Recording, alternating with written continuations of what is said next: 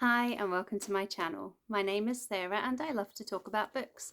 And today I'm going to do a little book haul.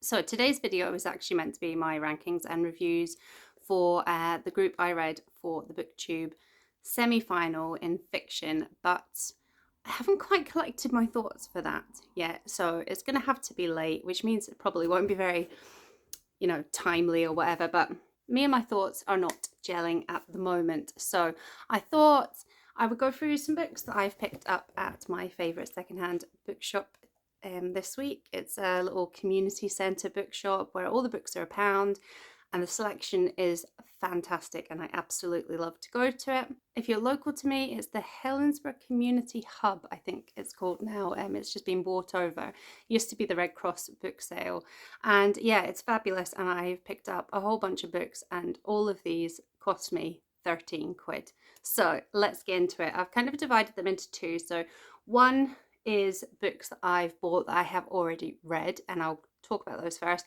and then I've got a big stack of books that are new to me. So the three previous reads that I've picked up, the first is a hardback copy of a book I love and I own in paperback, but I thought this copy looked really good and it definitely deserves to have a standout place on my shelves, and that is Black Swan Green by David Mitchell. And this is a book about 13-year-old Jason, and each chapter is a different month in a year of his life. He lives in this sleepy village in the 1980s, I think it is, and it just goes through the things that Jason gets up to and the kind of trials and tribulations of being a 13-year-old boy. This was the first David Mitchell book that I read, and it is still my favourite. I've read Ghost written by him. I think it might be Outshot, which, it was fine, but it didn't quite capture this, and I don't think I've read any others of his yet, but I do have a couple on my shelves, and I hope some of them live up to this one, because I loved this book from the very first page. I felt I could relate to Jason really strongly, the struggles of navigating the world of secondary school, the inner self battling with the need to fit in and not stand out. I thought this book was really funny and real, and it's just so layered that you can get absolutely lost in in amongst the characters. There's enough 80s nostalgia in this book to make it special without particularly dating it, and with enough hindsight to make some clever observations about being a teenager. And I will definitely be revisiting this book at some point. The next two, I'm not sure if they will be rereads, but I saw them and I just thought, they're only £1. So the first one was Alchemy and Rose by Sarah Maine, which I read last year. I had already read another book by her, Women of the Dunes,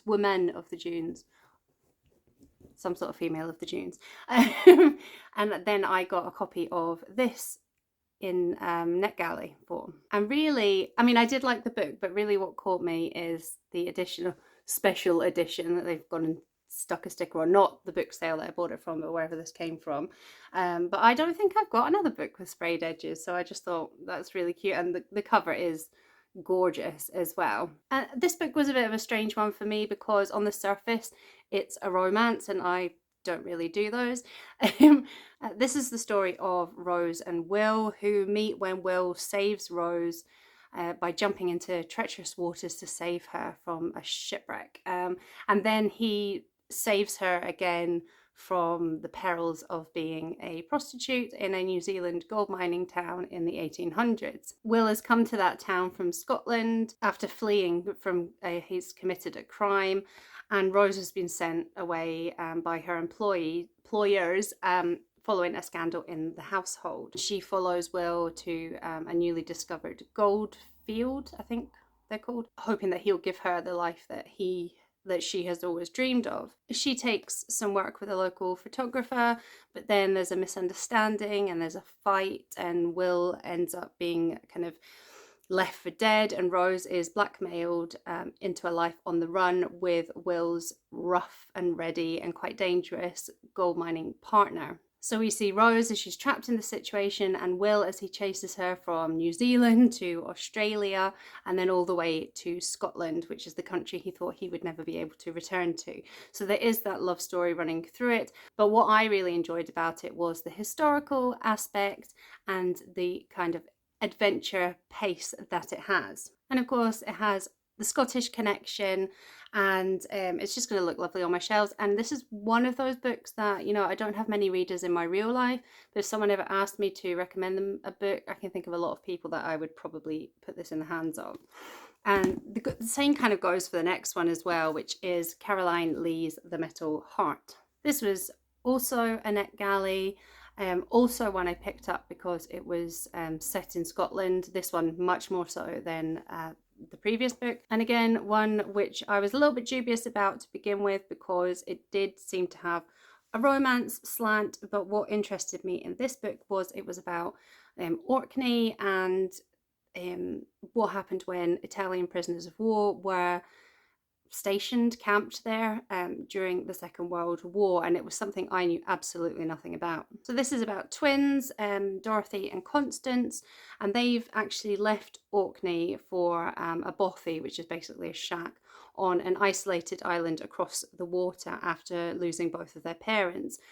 We know that Constance has suffered another trauma, but we don't fully understand what that is at first, but that has left her feeling like she's an outcast and that she's unable to trust anyone but her sister. But then this island is used for the housing for these prisoners of war, so their solitude is encroached upon by hundreds of prisoners and all the guards and everything that come with them. And with those guards is the arrival of someone that Constance really doesn't want to have near her. And we also see the outrage of the population of Orkney because their already limited resources are spread even thinner to support these prisoners. Dorothy volunteers as a nurse for the camp infirmary, and she starts to develop feelings for one of the prisoners, Cesare, who builds and decorates a chapel for the prisoners, and tensions build. There's a devastating result. And yeah, I did end up actually really enjoying it. It looks at the impact of war, some of the Orcadian history, you know, the danger of giving power to bullies and things like that. It's not completely historically accurate. I think she's brought a few different things together to create this narrative, but it was a fun read. And again, yeah, it's one of those ones that I think I could probably lend out to someone if they ever wanted to read one of my recommendations. So now on to the books that I bought that I haven't read yet, and the first one of those is The Dutch House by Anne Patchett. Now, I've never read an Anne Patchett. Don't really know if I've ever been interested in reading an Anne Patchett, but this one I remember it being talked about on various book podcasts and things, and of any of her books, I think this might be the one that interests me the most. So this is about a brother and sister whose names I've already forgotten, Danny and Maeve, and they've grown up in this Dutch house in quite a difficult situation. I think their mother has disappeared. I don't know if she's dead or she's just fled, and their father is pretty detached from them, but they have a really strong, powerful relationship, and I absolutely love good sibling relationships, and I get the feeling they're deeply connected to the house, and I can get that. I've actually had quite a lot of family homes, so it's strange that I would maybe have that connection to a home in the same way that the characters in this book sound like they have. But I just think that's a really interesting aspect, especially it says something about like how the previous owners of the house are all in portraits and watch the children grow up. I don't know if that's going to be like there's going to be some narrative from these portraits, but things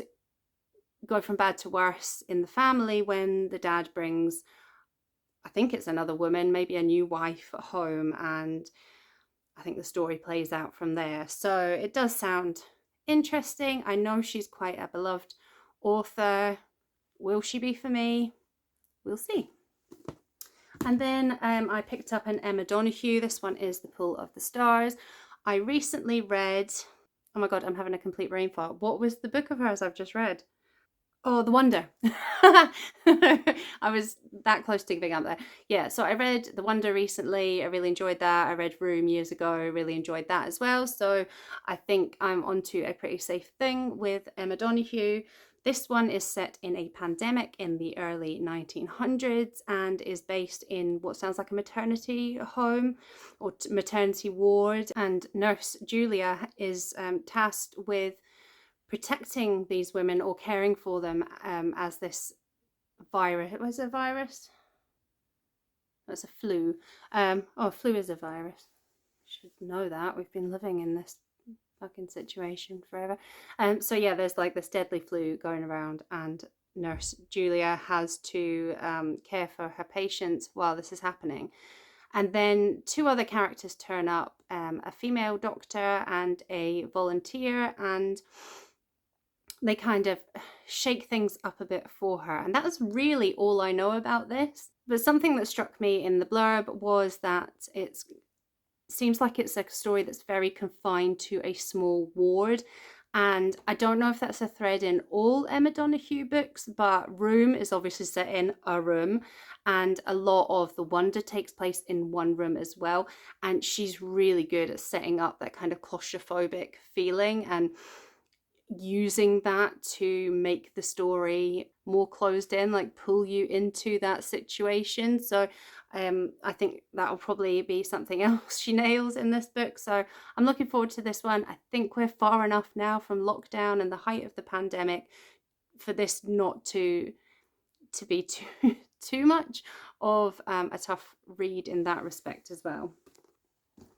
And then I went for another author that I have read recently and really enjoyed, Maggie O'Farrell. This one is This Must Be the Place, which I do wonder if I maybe have a copy of this already upstairs, but I think it's just because I've seen the cover quite a lot in other people's videos.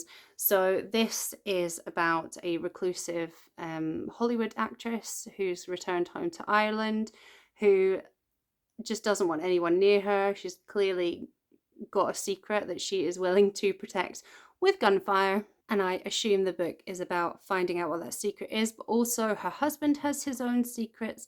There's someone from way back in his life that he finds something out about, and it's whether their relationship can survive whatever that is. And I've read two Maggie O'Farrells now. I've read Hamnet and I've read I Am. And I think she is a fantastic writer. And yeah, I just want to get more into her back catalogue. I think I said that in my last video. This sounds like a fun place to start. Either this, or I also have something about Esme Lennox, Secret Life of Esme Lennox. I don't know, I'll put it on the screen, which I might read before this one. But yeah, I'm excited, super excited about Maggie O'Farrell.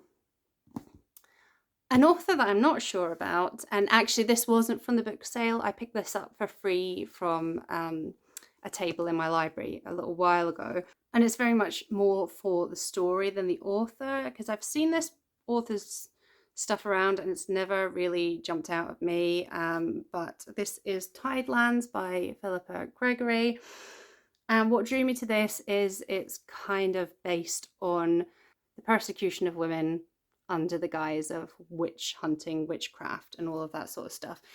So it's about Eleanor. Oh yeah, and also it's set in like the 1600s, which, if you know me, I only like my historical fiction back as far as maybe the 1800s most of the time. So yeah, this is set in 1648 during the Civil War. And it's about Eleanor, who is she without a husband, it says. So I don't know if she's a widow or if she's just never been married, but she's struggling to make ends meet for herself. And she's under the suspicion of the other villagers who think she has some sort of dark powers. And then she provides shelter to this like man of status, even though she's not sure if he's a spy or if she's bringing something terrible to her doorstep. And I just think that sounds like, you know, I probably won't be in a rush to pick this up, but it does sound like it could be fun and interesting. And I have heard good things about this. Again, not so much on BookTube, but more on book podcasts. So if you've read this or any of these and you think they are good, bad, or ugly, let me know.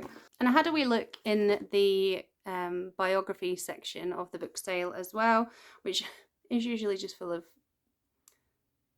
not particularly interesting sports and celebrity memoirs, but I did find this one, which is Memoirs of a Dutiful Daughter by Simone de Beauvoir, who I've never read, but have been very conscious of the fact that I probably should, because she's one of these names that comes up as a really important feminist author, and this is the first of, I think, 4 of her memoirs. So this charts her early years until she met Jean-Paul Sartre, who I think was her husband.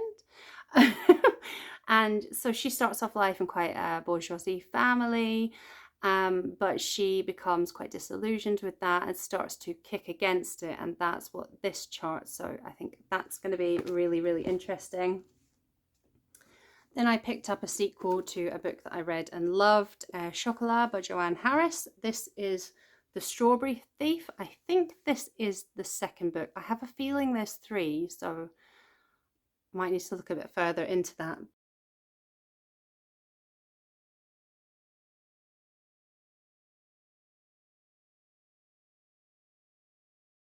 But how gorgeous is the cover? So this follows Vianne from Chocolat, who is the interloper who turns up in this village that's very much under the thumb of the priest. She turns up during Lent and opens a chocolate shop, and chaos ensues. And this is the follow-up to it, where things have settled down. She's become a more accepted part of the village, but things kick off again when the florist dies and leaves some land to, I think that was his wife, who he was abusive to. I might be getting my characters mixed up. And that causes a bit of turmoil because it comes with a confession to the priest. And then another shop opens that also causes some consternation in the village, and I think perhaps a murder. So that sounds like fun. It has been a while since I read Chocolat, so I might reread that and then read this, or I might just watch the film. But it sounds, I really love Chocolat. I thought it was just on the right side of that kind of magical realism that I really like, and yeah, I'm looking forward to that one. Then I picked up a book that I haven't read this author, but I want to read this author, and I'd never heard of this title. So it's an Ottessa Moshfegh book called Eileen, which is about a woman who I assume is Eileen, yep, who is just getting through the days. She's working as a receptionist or secretary at a local prison, and then when she's not at work, she's trying to corral and care for her alcoholic father. But when a woman named Rebecca turns up, Eileen is quite infatuated with her, and this leads her into a crime of some sort, which sounds quite different from I've got My Year of Rest and Relaxation, which that sounds like a really weird premise, and I'm sure there's another one which I can't think of now, but I'm sure she's got another book that just strikes me as having a really weird premise. This one sounds quite ordinary, so I don't know which to read first, this or My Year of Rest and Relaxation. So again, if you've got any thoughts on that, please let me know. And then the final book, after me slagging off celebrity memoirs, is a book written by a celebrity. It's not a memoir, and I've heard that actually this is really very good, and I love this guy, Graham Norton's Home Stretch. I think Graham Norton's fab. I love him, not just in his role in his talk shows. He's also the only reason I really watch Eurovision, because I love his commentary. And also I've heard him talk in podcasts and things, and he just seems like a genuinely lovely, interesting man. So this is fiction, and I think he's written a couple of books now. I haven't read any of them, obviously, but this one, out of the premises that I've heard, this one kind of spoke to me because I wasn't directly involved in it, but there was a situation very similar to this when I was in high school. So this is about the aftermath of an accident which kills some teenagers, and the teenager that survives, I think, is the one responsible. I think it's a car accident, and you know, the repercussions for him and the repercussions for the community. And yeah, there was a very similar incident to that when I was at high school, and I've always wondered what it would be like to, you know, not wondered because I want to, but you know, now I've got 3 sons. One is of driving age. It is a worry that, you know, what if you were the driver of a car that killed your passengers? Like, I just think that's something that's probably got a lot to unpack. So I think that it's a really interesting premise, and yeah, it's had good things said about it from what I can hear. So another one I'm looking, well, why would I have bought them if I wasn't looking forward to reading them? But yeah, I was expecting to go into the book sale and spend like a £5, pick up a few books, but that is a really good stash. And yeah, like I said, all of those books, £13, and that money goes to support a community centre that's doing lots of other good work as well. So my good deed box has been ticked as well, which is always a nice salve for consumerism, especially when you don't have much money yourself. So like I said, have you read any of these? Have you got any thoughts on them? Or have I, you know, maybe talked about books that you haven't heard of before that you might be interested in picking up? Let me know in the comments below, because I would love to know your thoughts. And until next time, which pretty much I'm pretty sure will be my BookTube semi-final reviews and rankings. So until then, bye!